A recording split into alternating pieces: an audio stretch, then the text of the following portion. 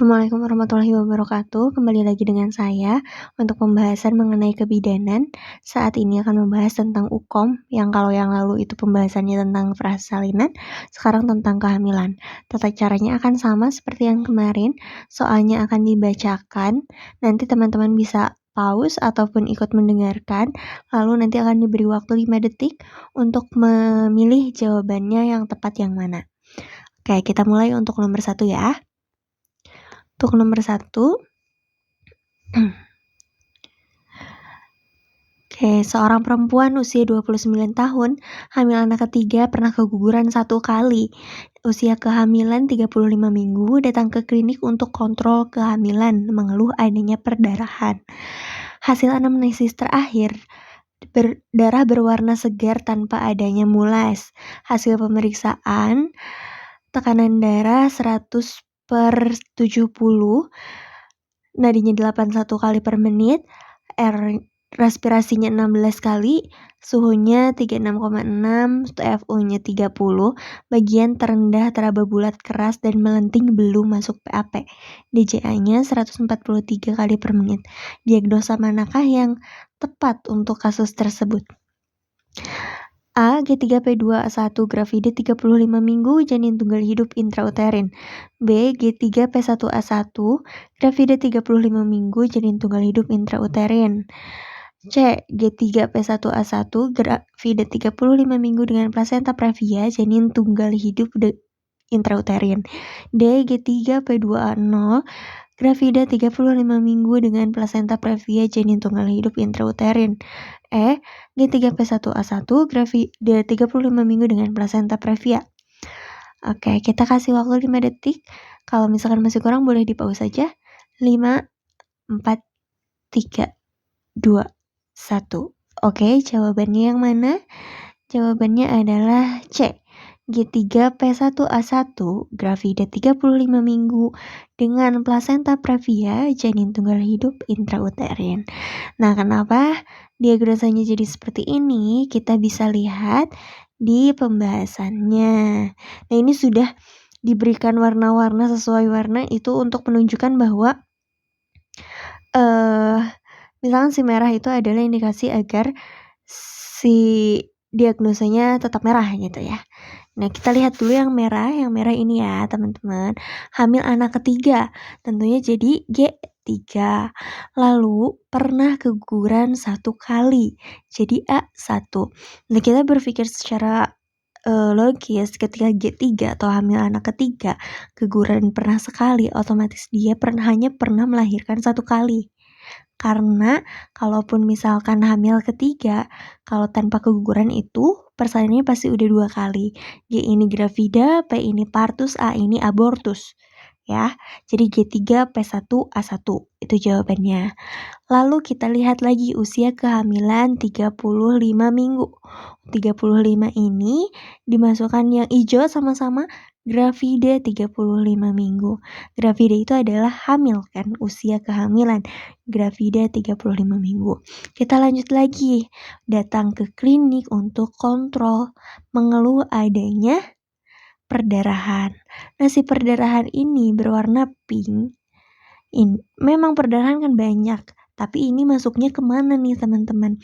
Karena ini perdarahan, darahnya warna segar, lalu belum masuk PAP, bagian terendahnya teraba bulat. Untuk usia 35 minggu, anak ketiga ya, hamil ketiga, otomatis sudah harus masuk kepada panggul karena sudah 35 minggu. Tetapi jika misalkan masih belum masuk PAP, itu dipertanyakan ada apa nih di bagian bawahnya. Dan ini ada perdarahan. Dalam masa kehamilan tidak diperbolehkan ibu hamil itu ada perdarahan. Makanya ketika ada perdarahan kita harus cari dari mana perdarahan sumbernya. Karena perdarahannya berwarna segar lalu belum masuk PAP, artinya ada plasenta di bawah. Gitu. Jadi plasenta di bagian bawah itu indikasi adanya plasenta previa, teman-teman. Jadi sampai saat ini udah sampai dengan plasenta previa. Lalu ini ada satu lagi, janin hidup intrauterin. Apa yang mengindikasikan ada diagnosa tersebut yang menjadi indikasi adalah ada detak jantungnya. Detak jantungnya hanya 1. Janin tunggal. Hidup kan? Ada detak jantung berarti janinnya hidup. Intrauterin di dalam rahim. Gitu. Karena janin yang tidak dalam rahim dia tidak akan berkembang sampai usia 35 minggu. Gitu teman-teman. Jadi jawabannya adalah G3P1A1 gravida 35 minggu dengan plasenta previa janin tunggal hidup intrauterin. Oke, jelas ya. Kalau misalkan kurang jelas boleh diulang lagi. Kita masuk ke soal kedua. Silakan siap-siap lagi sama seperti tadi ya. Seorang perempuan umur 30 tahun G2P1A0 hamil 37 minggu datang ke Puskesdes untuk memeriksa kehamilannya. Hasil anamnesis, ibu memberikan ASI eksklusif pada anak pertamanya. Telah diberikan imunisasi TT pada usia kehamilan 20 minggu, ibu cemas tidak bisa memberikan ASI secara eksklusif lagi kepada anak keduanya karena saat ini ibu bekerja. Hasil pemeriksaan tekanan darah 120/80, nadi 80, pernafasan 20, suhu 36,5, TFU 32 cm, presentasi kepala belum masuk PAP, punggung kiri dijijing 140 kali per menit, kolostrumnya sudah positif. Oke, nih teman-teman, ini adalah rencana asuhan apa yang paling tepat pada kasus tersebut. Ya, rencana asuhan ya, ingat rencana asuhan.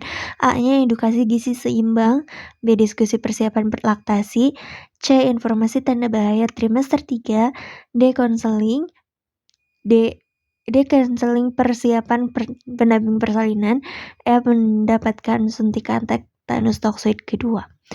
Oke, apa teman-teman jawabannya? 5, 4, 3, 2, 1. Oke, jawabannya adalah B.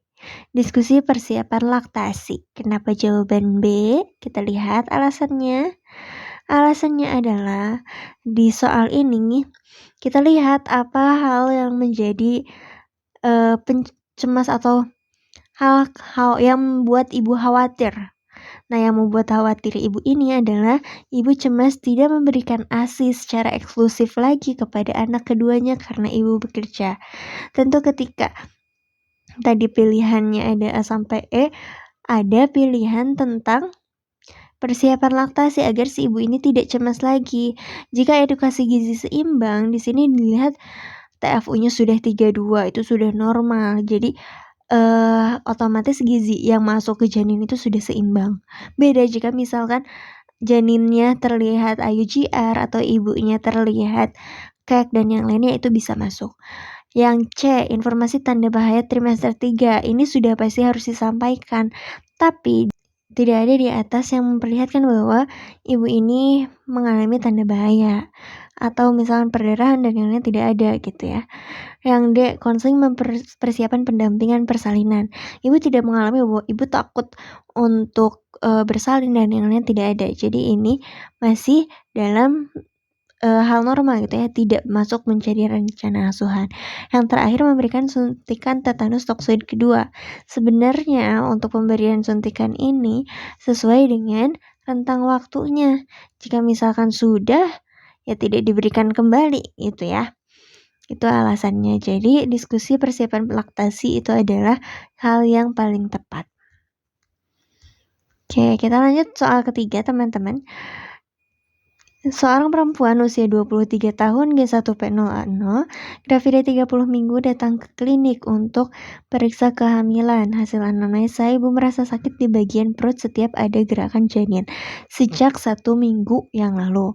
Hasil pemeriksaan, tekanan darah 110/70, nadi 80, respirasi 19, suhu 36,5, TFU-nya 24, presentasi kepala bagian janin teraba dengan mudah. Apakah diagnosa kasus pada kehamilan tersebut?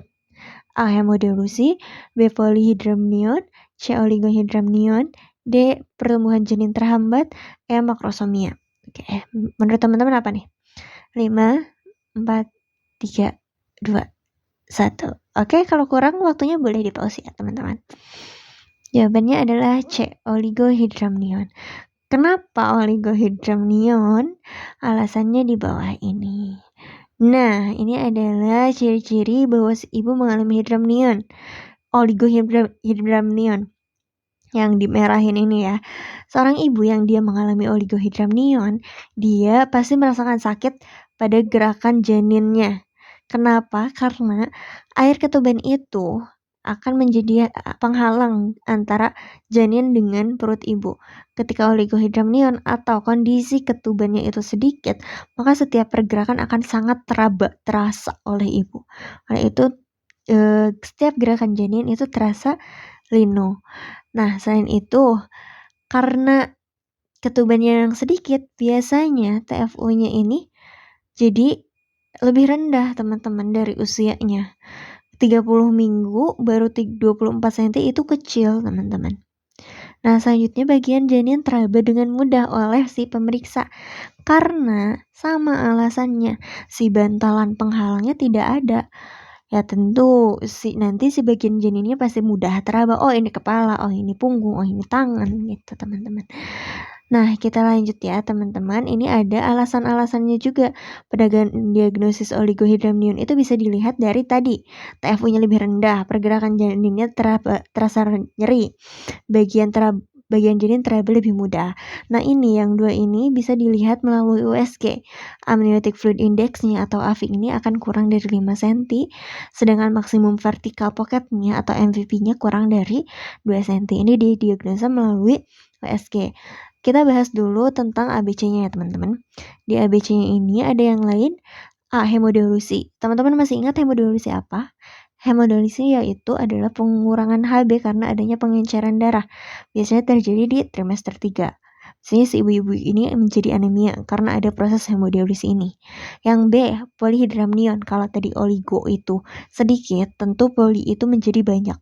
Jadi hidramnionnya atau amnionnya, si ketubannya itu lebih banyak dari normalnya. Biasanya lebih dari AFI-nya itu lebih dari 12 teman-teman. D. Pertumbuhan janin terhambat atau IUGR. Sebenarnya ini bisa ditentukan dengan TFU-nya yang lebih rendah juga. Tapi untuk pertumbuhan janin terhambat atau IUGR ini tidak akan ada keluhan si ibu merasa sakit di bagian perut ataupun janin teraba mudah. Gitu untuk IUGR ya. Yang E. Makrosomia atau bayi besar. Sudah jelas ya, bukan karena TFU-nya ini kecil. Kalau makrosomia pasti lebih besar. Seperti itu teman-teman. Oke, pembahasan kita udah selesai. Ada 3 soal tadi mengenai kehamilan. Kalau misalkan masih ada yang kurang atau ada yang masukan, boleh di komentar. Jika ada request mau pembahasan apa, silahkan boleh ke komentar. Terima kasih banyak. Semoga sukses untuk UKOM-nya. Wassalamualaikum warahmatullahi wabarakatuh.